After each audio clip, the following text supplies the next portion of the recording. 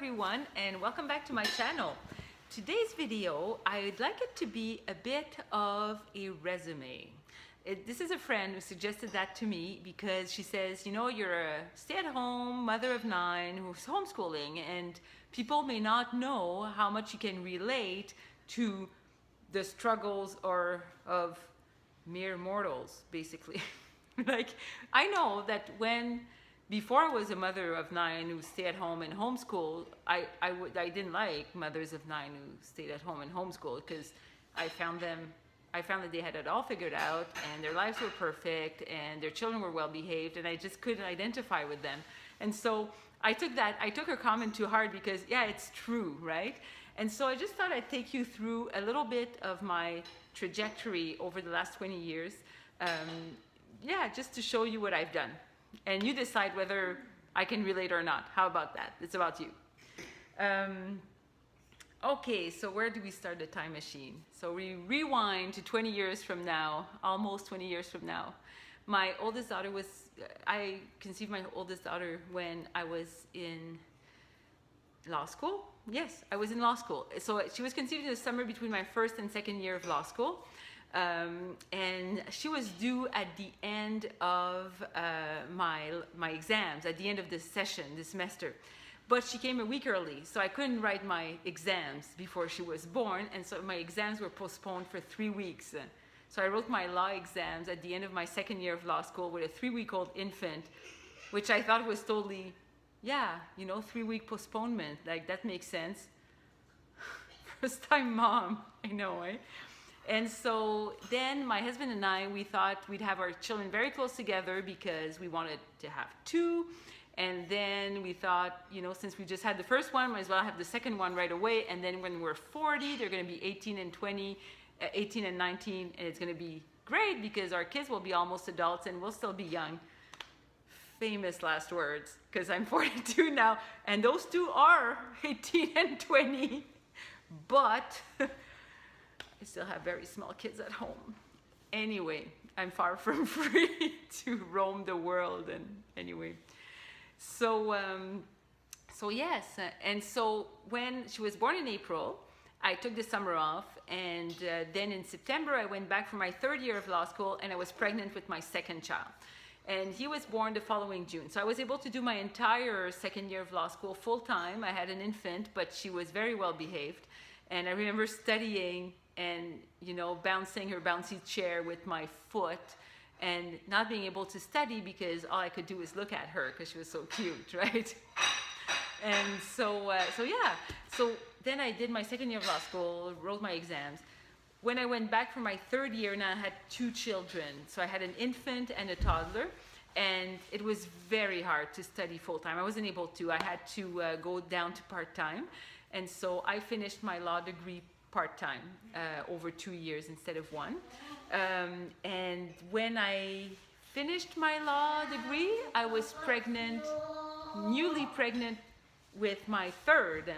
And so she was my first child who was born when I was not in law school. I was graduated. Yeah, so I'm pretty sure I was pregnant under my robe at my graduation ceremony. Yes, so those were my first 3 children. After I graduated from law school, I tried to find work. I was not a member of the bar because I had 2 young children, and the course of study was too intense to go through the bar with an infant and a toddler. It made no sense whatsoever. And so I didn't, which was probably the biggest mistake strategically of my life, not doing the bar. I should have done the bar. So if you're listening to this and you're in law school and maybe you're pregnant, maybe you have children, or maybe you just lost your appetite for law school and you don't know if you want to take the bar, a teacher told me 20 years ago, he said, nobody cares about your law degree. All that matters is your year of admission to the bar. And I still remember that advice, so it stuck with me, and I did not follow it. Huge mistake. Don't make it. If you're in law school, count your bar as part of your law degree. Like, it's a must, right? You need your bar. Okay, so close parenthesis.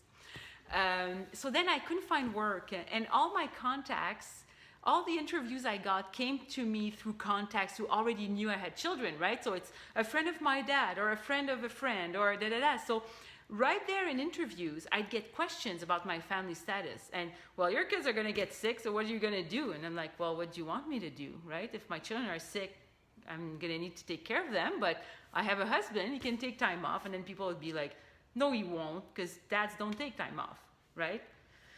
I was, well, what do you want me to tell you? And that's when I realized that if they were that ornery about me having a family and interview, what would it be once they were actually giving me money, right? How much would they be owed?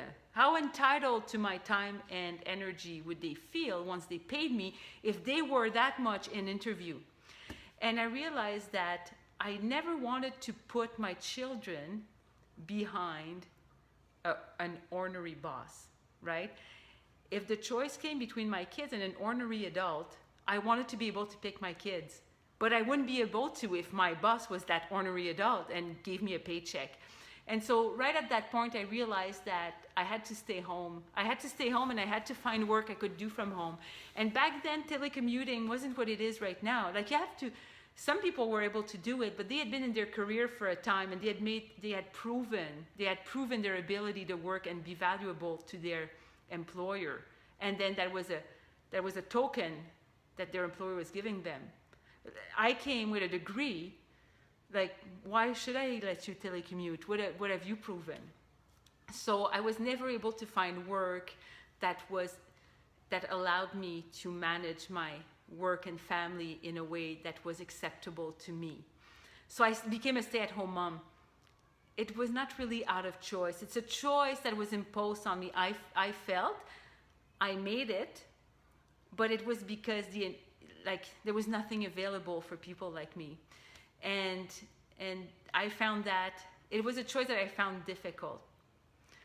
I resented it for a long time. And so I had my fourth child and we dabbled into homeschooling, but I was spiraling into postpartum depression. I didn't know it at the time, but I was. And this was a long, slow descent and a long, slow ascent. So that was 4 years of my life in and out of that deep, dark barrel.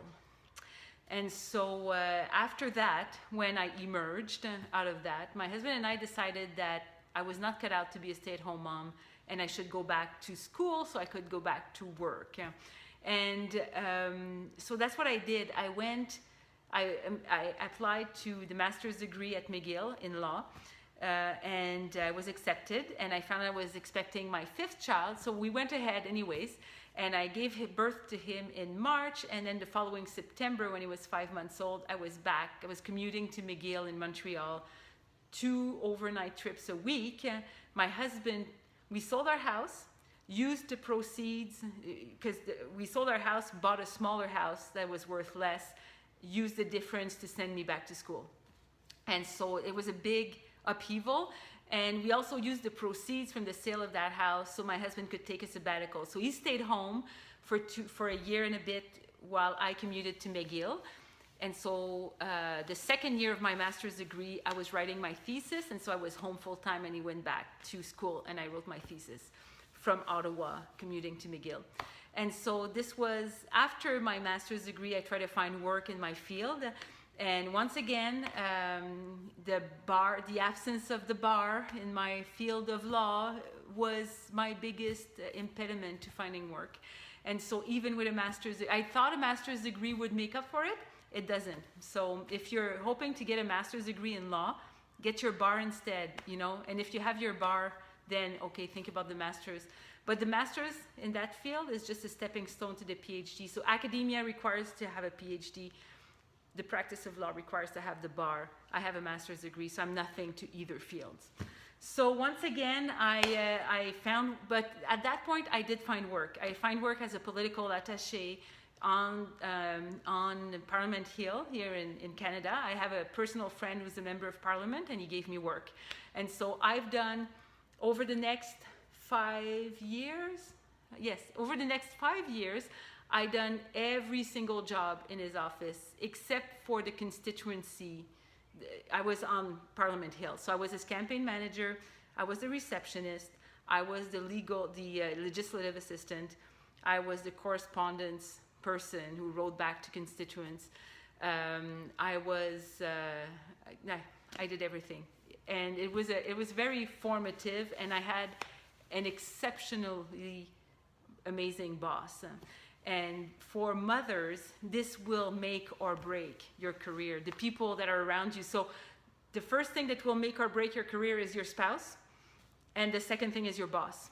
So a supportive spouse and a supportive boss is what's behind every successful woman, you know.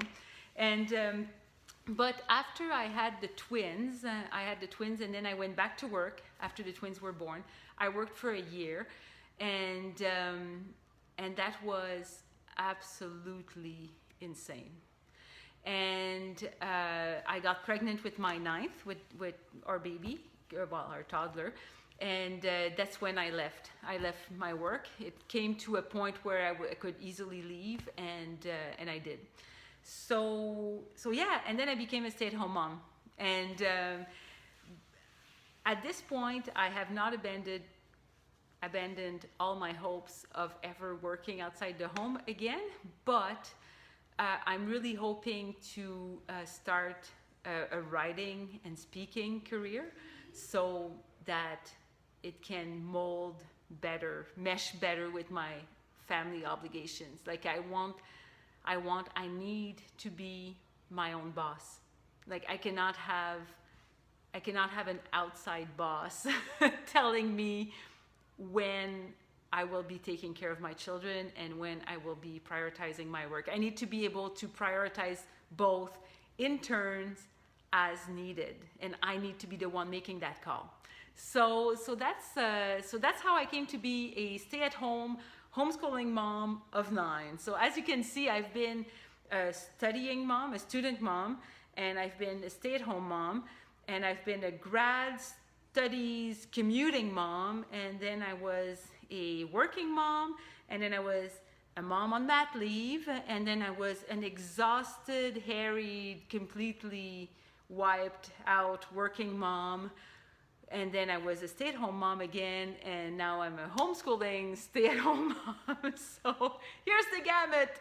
So thank you so much for listening. I know it was long, but hey, it's 20 years. Like, how short can it be?